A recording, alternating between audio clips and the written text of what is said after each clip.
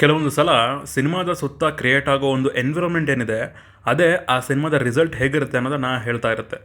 S. Hi hello ನಮಸ್ಕಾರ, ನೀವು ನೋಡ್ತಾ ಇದ್ದೀರಾ ನನ್ನ ಪ್ರಕಾರ.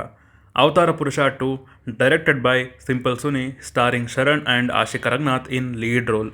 ಇದು ಅವತಾರ ಪುರುಷ ಪಾರ್ಟ್ 1ಗೆ ಸೀಕ್ವೆಲ್. 2 ವರ್ಷ ವೆಯ್ಟ್ ಮಾಡಬೇಕಾಯಿತು ಪಾರ್ಟ್ 2ನ ನೋಡೋಕ್ಕೆ. ಆ್ಯಂಡ್ ಕೊನೆಗೂ ನೋಡಿದ್ದಾಯಿತು. ಮಾತಾಡುವ ಸಿನಿಮಾ ಕೊಟ್ಟಂತಹ ಎಕ್ಸ್ಪೀರಿಯೆನ್ಸ್ ಬಗ್ಗೆ ನನಗೇನು ಇಷ್ಟ ಆಯಿತು, ನನಗೇನು ಕಷ್ಟ ಆಯಿತು ಅಂತ. ಆದರೆ ಅದಕ್ಕಿಂತ ಮುಂಚೆ ಚಾನಲ್ಗೆ ಫಸ್ಟ್ ಟೈಮ್ ಬಂದಿದ್ರೆ ವಿಡಿಯೋನ ಫುಲ್ ನೋಡಿ, ಇಷ್ಟ ಆದರೆ ಮಾತ್ರ ಸಬ್ಸ್ಕ್ರೈಬ್ ಮಾಡಿಕೊಂಡು ಸಪೋರ್ಟ್ ಮಾಡಿ. ಅವತಾರ ಪುರುಷ 2 ಸಿನಿಮಾದ ಒನ್ ಲೈನ್ ಸ್ಟೋರಿ ವಿಚಾರಕ್ಕೆ ಬಂದರೆ, ಪಾರ್ಟ್ 1ನಲ್ಲಿ ಸಿನಿಮಾ ಎಲ್ಲಿ ಮುಗ್ದಿತ್ತೋ ಅಲ್ಲಿಂದನೇ ಶುರುವಾಗುತ್ತೆ.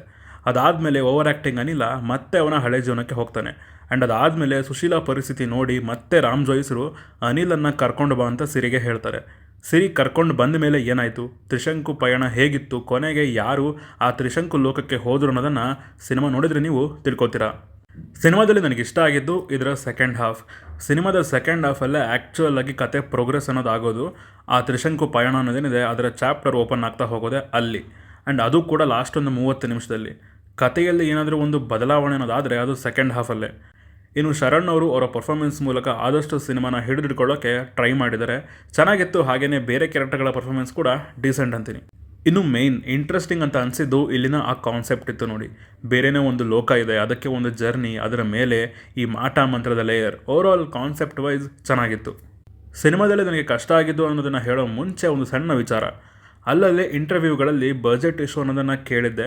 I respect that. ಅವ್ರಿಗೆ ಅವ್ರದ್ದೇ ಆದಂತಹ ಕೆಲವೊಂದು ಪ್ರಾಬ್ಲಮ್ಸ್ಗಳಿದ್ವು.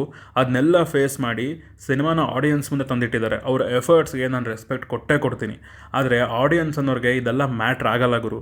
ಬಜೆಟ್ ಇಶ್ಯೂನೋ, ಡೇಟ್ ಸಿಕ್ಕಿಲ್ವೋ, ಏನೋ ಒಂದು ಅವ್ರಿಗಿದೆಲ್ಲ ಮ್ಯಾಟ್ರ್ ಆಗಲ್ಲ. ಸಿನಿಮಾ ಅವ್ರಿಗೊಂದು ಒಳ್ಳೆ ಎಕ್ಸ್ಪೀರಿಯೆನ್ಸ್ ಕೊಡ್ತಾ ಅದಷ್ಟೇ ಇಂಪಾರ್ಟೆಂಟ್ ಆಗುತ್ತೆ. ಯಾಕಂದರೆ ಆಡಿಯನ್ಸ್ ಅದೊಂಗೆ ಅವನ ಫ್ಯಾಮಿಲಿ ಜೊತೆ ಬಂದು 1,500-2,000 ಕೊಟ್ಟು ಖರ್ಚು ಮಾಡಿ ಸಿನಿಮಾ ನೋಡ್ತಿರ್ತಾನೆ. ಆ್ಯಂಡ್ ಅವನಿಗೆ ಆ 1,500-2,000ನೇ ದೊಡ್ಡ ಮ್ಯಾಟ್ರ್ ಆಗಿರುತ್ತೆ. ಇನ್ನು ಸಿನಿಮಾದಲ್ಲೇ ನನಗೆ ಕಷ್ಟ ಆಗಿದ್ದೇನಪ್ಪ ಅಂತಂದರೆ ಇಲ್ಲಿನ ಸ್ಕ್ರೀನ್ ಪ್ಲೇ ಮತ್ತು ರೈಟಿಂಗ್ ತುಂಬಾ ಫ್ಲ್ಯಾಟ್. ಫಸ್ಟ್ ಪಾರ್ಟ್ ಎಷ್ಟೋ ಬೆಟರ್ ಆಗಿತ್ತು. ನನಗದು ಪರ್ಸ್ನಲಿ ವರ್ಕ್ ಆದಂತಹ ಸಿನಿಮಾ. ಒಂದೊಳ್ಳೆ ಕ್ರೇಜಿ ಕ್ಲಿಫ್ ಹ್ಯಾಂಗರ್ ಜೊತೆ ಸಿನಿಮಾ ಎಂಡ್ ಆಗಿತ್ತು. ಆ್ಯಂಡ್ ನಾನು ಅದಕ್ಕೆ ಕಾಯ್ತಾನೆ ಇದ್ದೆ. ಒಂದೊಳ್ಳೆ ಬ್ಲ್ಯಾಕ್ ಮ್ಯಾಜಿಕ್ ಇರೋ ಮಿಸ್ಟ್ರಿ ಥ್ರಿಲ್ಲರ್ ಸಿನಿಮಾ ಇದು. ಒಂದು ಬೇರೆಯೇ ಪ್ರಪಂಚ, ಅಲ್ಲಿಗೆ ಹೋಗೋ ಜರ್ನಿ, ಅದಕ್ಕೆ ಬರೋ ಚಾಲೆಂಜಸ್ ಹೇಗಿರುತ್ತೆ ಅಂತ. ಬಟ್ ಇಲ್ಲಿ ಕಂಪ್ಲೀಟ್ಲಿ ಡಿಸಪಾಯಿಂಟ್ಮೆಂಟ್ ಅಂತ ಹೇಳ್ತೀನಿ. ಆ ಫಸ್ಟ್ ಹಾಫ್ ಪೂರ್ತಿ ಫಸ್ಟ್ ಪಾರ್ಟ್ನ ರೀಕ್ಯಾಪ್ ಮಾಡೋಕ್ಕೆ ಹಾಗೂ ಅಲ್ಲಿ ಕ್ರಿಯೇಟ್ ಆಗಿದ್ದ ಕೆಲವೊಂದು ಡೌಟ್ಸ್ಗೆ ಆನ್ಸರ್ ಮಾಡ್ಕೊಂಡು ಬಂದಿದ್ದೇ ಆಯಿತು. ಸುತ್ತಿದ ಕಡೆನೇ ಸುತ್ತಿದ್ರು, ಕಥೆಯಲ್ಲಿ ಎಲ್ಲೂ ಪ್ರೋಗ್ರೆಷನ್ ಕಾಣಿಸ್ಲೇ ಇಲ್ಲ. ಇಂಟ್ರೆಸ್ಟಿಂಗ್ ಎಪಿಸೋಡ್ ಕೂಡ ಬರಲಿಲ್ಲ. ಮತ್ತು ಕೆಲವೊಂದು ಕ್ಯಾರೆಕ್ಟರ್ನ ಎಂಡ್ ಮಾಡಿದ ರೀತಿ ಶಾಕಿಂಗ್ ಆಗಿತ್ತು ಗುರು. ಅದರ ಪರ್ಪಸ್ ಇಷ್ಟು ಸಿಂಪಲ್ಲಾಗಿ ಎಂಡ್ ಮಾಡೋದಕ್ಕೆ ಅಷ್ಟು ದೊಡ್ಡ ಮಟ್ಟದಲ್ಲಿ ಕ್ಯಾರೆಕ್ಟರ್ನ ಇಂಟ್ರಡ್ಯೂಸ್ ಮಾಡಿಸಿದ್ರಲ್ಲ ಅಂತ ಅನ್ನಿಸ್ತು. ಇನ್ನೂ ಇಲ್ಲದಂತಹ ಫಿಲ್ಲರ್ಸ್. ಫಸ್ಟ್ ಪಾರ್ಟ್ಗೆ ಆಡಿಯನ್ಸಿಂದ ಫೀಡ್ಬ್ಯಾಕ್ ಬಂದ ಮೇಲೂ ಕೂಡ ಅದೇ ಮಿಸ್ಟೇಕ್ನ ಇರ್ರೆಲೆವೆಂಟ್ ಟ್ರ್ಯಾಕ್ಗಳನ್ನು ಇಲ್ಲೂ ಕಂಟಿನ್ಯೂ ಮಾಡಿದ್ದಾರೆ. ಅದು ಅವಶ್ಯಕತೆಯೇ ಇರಲಿಲ್ಲ ಗುರು. ಸರಿ, ಏನೋ ಸಿನಿಮಾದಲ್ಲಿ ಕಾಮಿಡಿಗೆ ಅಂತ ಅದನ್ನ ಹಾಕಿದರೆ ಫೈನ್. ಆದರೆ ಆ ಕಾಮಿಡಿ ವರ್ಕ್ ಆಗಬೇಕು ಅಂತಂದರೆ ಅದರ ಹಿಂದೆ ಮುಂದೆ ಇರೋ ಸೀಕ್ವೆನ್ಸಸ್ಗಳು ಚೆನ್ನಾಗಿರಬೇಕು. ಹಿಂದಿನ ಸೀನ್ ಕಿಕ್ ಕೊಟ್ಟು ಕಾಮಿಡಿ ನ್ಯಾಚುರಲ್ ಆಗಿ ಬಂದರೆ ಆಡಿಯನ್ಸ್ ನೀಟಾಗಿ ನಕ್ಬಿಟ್ಟು ನೆಕ್ಸ್ಟ್ ಸೀನ್ಗೆ ಮೆಂಟಲಿ ಪ್ರಿಪೇರ್ ಆಗ್ತಾರೆ. ಆದರೆ ಇಲ್ಲಿ ಹಿಂದೆ ಇರೋ ಸೀನ್ ಇಂಟ್ರೆಸ್ಟಿಂಗ್ ಆಗಿರಲಿಲ್ಲ, ಮುಂದೆ ಬರೋ ಸೀನ್ಗೆ ಎಕ್ಸೈಟ್ಮೆಂಟ್ ಅನ್ನೋದು ಇರಲೇ ಇಲ್ಲ. ಇದರ ಮಧ್ಯೆ ಕಾಮಿಡಿ ತಂದು ಇಟ್ಟುಬಿಟ್ಟು ನಗು ಅಂದರೆ ಹೇಗೆ? ಇನ್ನು ಇದರ ಎಂಡಿಂಗ್ ಏನೋ ಕತೆ ಮುಗಿಸ್ಬೇಕಂತ ಮುಗಿಸಿದಾರಷ್ಟೇ. ವಿಲನ್ ಕ್ಯಾರೆಕ್ಟರೈಸೇಷನ್ ತುಂಬ ವೀಕ್ ಆಗಿದೆ. ಅವನ ಚಾಲೆಂಜಸ್ ಹಾಕೋದು, ಅವನ ಚಾಲೆಂಜಸ್ನ ಫೇಸ್ ಮಾಡೋದು ಎರಡೂ ಇಂಟ್ರೆಸ್ಟಿಂಗ್ ಆಗಿರಲಿಲ್ಲ. ಕ್ಲೈಮ್ಯಾಕ್ಸ್ಗೆ ನಾನು ಕಾಯ್ತಾ ಇದ್ದೆ ಆ ತ್ರಿಶಂಕು ಲೋಕನ ನೋಡೋಕ್ಕೆ ಹೇಗಿರುತ್ತೆ, ಆ ವರ್ಲ್ಡ್ ಬಿಲ್ಡಿಂಗ್ ಅನ್ನೋದನ್ನು. ಇವರು ಫಸ್ಟ್ ಪಾರ್ಟಲ್ಲಿ ಏನು ತೋರಿಸಿದ್ರೋ ಅದನ್ನ ಇಲ್ಲಿ ಝೂಮ್ ಮಾಡಿ ತೋರಿಸಿದಾರಷ್ಟೇ. ನಾನು ಹಿಡ್ಕೊಂಡೋಗಿದ್ದ ಎಕ್ಸ್ಪೆಕ್ಟೇಷನ್ಸ್ಗೆ ಸಿನಿಮಾ ರೀಚ್ ಆಗಿಲ್ಲ. ನನ್ನ ಪ್ರಕಾರ ಸಿನಿಮಾ ಕೊಟ್ಟಿದ್ದು ನನಗೆ ಒಂದು ಆ್ಯಾವ್ರೇಜ್ ಎಕ್ಸ್ಪೀರಿಯೆನ್ಸ್ನ. ಹೇಗೆ ಅಂತಂದರೆ, ಒಂದು ಹೋಟೆಲ್ಗೆ ತಿನ್ನೋಕೆ ಹೋಗಿದ್ದೀರಾ, ಆ ಹೋಟ್ಲಲ್ಲಿ ಓಪನ್ ಕಿಚನ್ ಇದೆ. ಅಲ್ಲಿರೋರೆಲ್ಲ ಕಷ್ಟಪಟ್ಟು ಕೆಲಸ ಮಾಡ್ತಾ ಇದ್ದಾರೆ, ಅದು ನಿಮಗೆ ಕಣ್ಣಿಗೆ ಕಾಣಿಸ್ತಾನೂ ಇದೆ. ಬಟ್ ಅವ್ರಿಗೇನೋ ಅಡುಗೆ ಮಾಡುವಾಗ ಸಮಸ್ಯೆ ಬಂತು ಪಾಪ. ಆದರೂ ಕೂಡ ಕಸ್ಟಮರ್ಗೆ ಒಂದೊಳ್ಳೆ ಊಟ ಕೊಡಬೇಕು ಅಂತ ತಯಾರು ಮಾಡಿ ಕೊಡ್ತಾರೆ. ಆ ಒಂದು ಎಫರ್ಟ್ಸ್ ಇದೆಯಲ್ಲ, ಅದಕ್ಕೆ ಕಸ್ಟಮರ್ ಮರ್ಯಾದೆ ಕೊಡ್ತಾನೆ.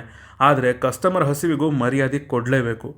ಹೌದು, ಹೋಟೆಲ್ ಅವರು ಕಷ್ಟಪಟ್ಟು ಅಡುಗೆ ಮಾಡಿದ್ದಾರೆ ಅಂದ ಮಾತ್ರಕ್ಕೆ ಚೆನ್ನಾಗಿಲ್ಲದೆ ಇರೋ ಊಟನ ಚೆನ್ನಾಗಿದೆ ಅಂತ ಹೇಳೋಕ್ಕಾಗಲ್ವಲ್ಲ. ಅವ್ರ ಕಷ್ಟಕ್ಕೆ ನಾವು ಬೆಲೆ ಕೊಡ್ತೀವಿ. ಅದು ಯಾವ ಮೂಲಕ? ಊಟಕ್ಕೆ ದುಡ್ಡು ಕೊಡೋದ್ರ ಮೂಲಕ. ಅದನ್ನು ಕೊಟ್ಬಿಟ್ಟು ಎದ್ದು ಬರ್ತೀವಿ. ಆದರೆ ನಮಗೆ ಕೊನೆಯಲ್ಲಿ ಸಿಕ್ಕಿದ್ದೇನು? ಚೆನ್ನಾಗಿಲ್ಲದೆ ಇರೋ ಊಟ. ಇದನ್ನ ಬೇಕಿದ್ರೆ ಒಂದು 10 ಸೆಕೆಂಡ್ ಹಿಂದೆ ಹೋಗಿ ಇನ್ನೊಂದು ಸಲ ಕೇಳಿಸ್ಕೊಂಡು ನೀಟಾಗಿ ಅರ್ಥ ಮಾಡ್ಕೊಳ್ಳಿ.